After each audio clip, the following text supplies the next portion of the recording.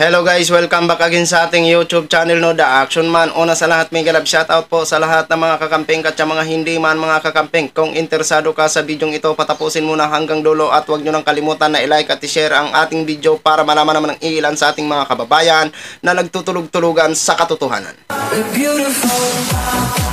So muli naman nagbabalik ang nag-iisa nyong host na si The Action Man para magbigay ng komentaryo at reaction sa mga mainit ng issue ng bayan. So ito ho mga ka-action, no, may gusto lang ho ako na i-share sa inyo. Ito yung ni depensa ni Jason Sa na isang sinungaling at napatunayan na isang sinungaling dahil nakulong.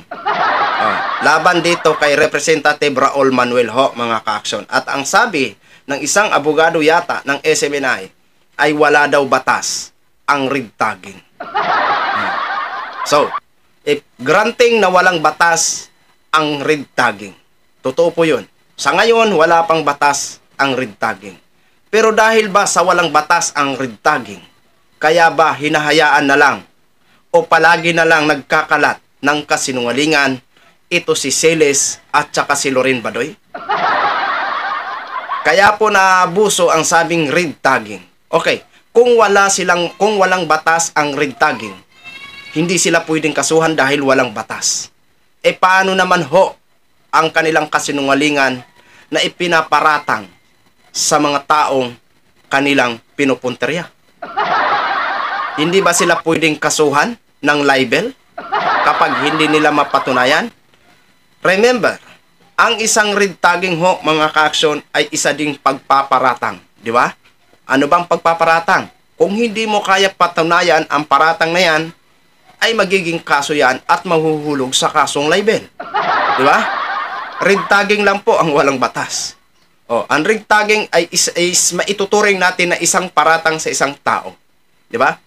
Parang sinisiraan ang kredibilidad ng isang tao. Di ba? Sabihin nyo kung mali ba ako o tama ba ako. Huwag nyo po akong kampihan. Basta ito, my own opinion lang ho ito mga ka-action. Granting na walang kaso ang red tagging o walang batas ang red tagging. Pero ang red tagging na masasabi ay maituturing natin na isang paratang at isang paninira sa kredibilidad ng isang tao, lalong-lalo na ho kung hindi po totoo. So ngayon, hahayaan na ba natin na magre-red tag at magre-red tag na lang ho sila para siraan ang mga taong hindi naman ginawa nila ang mga paratang na yon?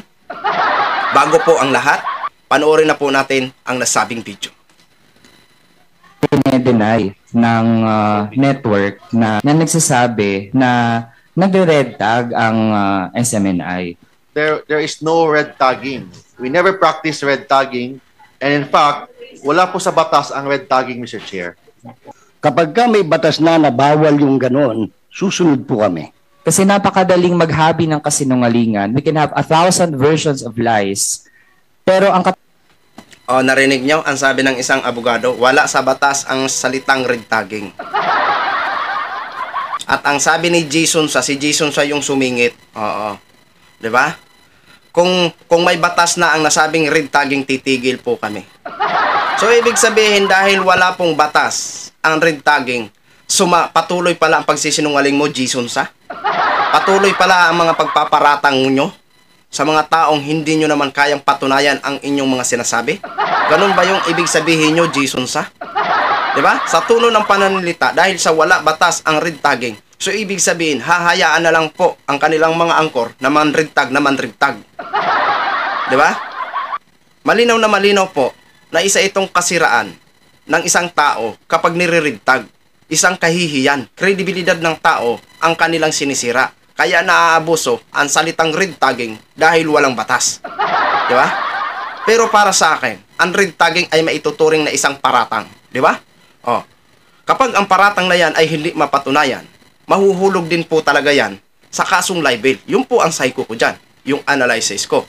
Paiba-iba po tayo ng opinion. Sabihin nyo po ako kung mali. Huwag nyo po akong kampihan. Okay? Tuloy ho natin mga ka-action. Pero ang katotohanan po kasi, Mr. Chair, nag-iisa lang yan. At yan ang mahirap na gawin. At yan ay dapat ipagkatiwala natin sa mga credible media organizations. And as we can see right now, SMNI is a huge exception.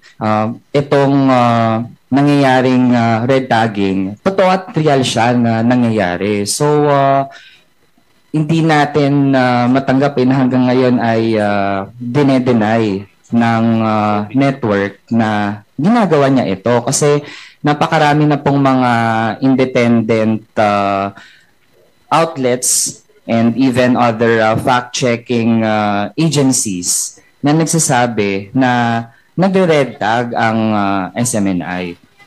Meron po ba tayong resource person mula sa, for example, media practitioners natin? We have in our presence to represent SMNI, Mr. J. Sonsa. Honorable Congressman from the party list. Yes, sir. For as long as there is a jurisprudence and there is an approved law pertaining to red tag, I'm sure any and all media practitioners will follow it. In the meantime, that there are no laws, or what he was mentioning were independent opinions of some associate justices. Mahirap pong pangunahan namin ang ating Supreme Court, ang House of Representatives, ang Senate, na gagawa kami ng bagay na hindi naman naayon as we were simply, if there are, kung meron po kayong naisip na na-red tag kayo, perhaps it was simply because there were descriptions which were pronounced by the very Anti-Terrorism Council. But it is not because it was a personal or a network practice to red tag you. Pero tinitiyak ko po sa inyo, kapag ka may batas na bawal yung ganon, susunod po kami. Maraming salamat po. Yeah. Mr. Chair, to respond and to wind up, we have 3 branches of government. While sa atin po, Mr. Chair, we filed a bill to criminalize red tagging. Pero habang wala pa po yan, hindi ibig sabihin na wala tayong gagawin kapag nangyayari ito. And in fact, kaya natin sinasalang ang mga resolution, ang isang resolution and other resolutions at mga batas, panukalang batas dito. Dahil gusto nating mapanagot ang mga actually supposedly nasa media, pero sila din ay nasa forefront ng red tagging na ang batayan nito, Mr. Chair, ay maraming kasinungalingan. Kasi napakadaling maghabi ng kasinungalingan. We can have 1,000 versions of lies.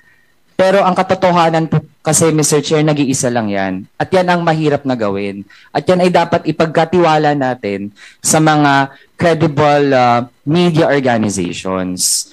And as we can see right now, SMNI is a huge exception. Hindi lamang sa journalistic standards, pero sa paano ina-uphold ang katotohanan, Mr. Chair. Kaya with that, given the detrimental effects of what SMNI is doing, hindi lamang sa mga kababayan natin na nagpapahayag, mayroong mga advocacies, pero may implications na rin sa national sovereignty natin, Mr. Chair, with this partnership na as we can see, parang hindi nga rin talaga lubos na madepensahan dahil tinake down pa ang sarili nilang news item. So that's why kailangan talaga, Mr. Chair, merong managot doon sa mga maling ginagawa. That would be all for now. Thank you, Mr. Chair. So yun na ho, mga ka-action, mga kakamping, malinaw po ang sinabi ni Jason Sa na kapag mayroon ng batas, susunod sila. Hanggat wala pa daw, siguro hanggat wala pang batas sa red tagging is patuloy sila manre-red tag at patuloy silang magkakalat ng kasinungalingan. Basta para sa akin, tulad ng sinabi ko po kanina, kung wala man batas ang red tagging na yan is maituturing na isang paratang at isang kasinungalingan at isang kasiraan ng kredibilidad ng isang tao. So, granting na walang batas ang salitang red tagging, pero ang kanilang paratang at pagsisinungaling at hindi mapatunayan, siguro naman, pwede naman siguro yung habulin at kasuhan sa kasong libel. Dahil kawawa naman ho ang mga tao na kanilang nire-red tag. Diba? Remember, ulitin ko, opinion ko lang po ito. Ang red tag ay isang paratang. Diba? Kaya yun lang po ang inaanon po namin, no? Kaya ito si Jason sa alam naman po natin kung gaano po ito kasinungaling, no? So yun lang ho mga ka-action, mga kakamping, no? Din-share ko lang ho sa inyo. Maraming salamat po sa ating mga viewers Luzon, Visayas at Mindanao all over the world. Ako po ang inyong lingkod, si The Action Man. Have a good day, everyone. Beautiful.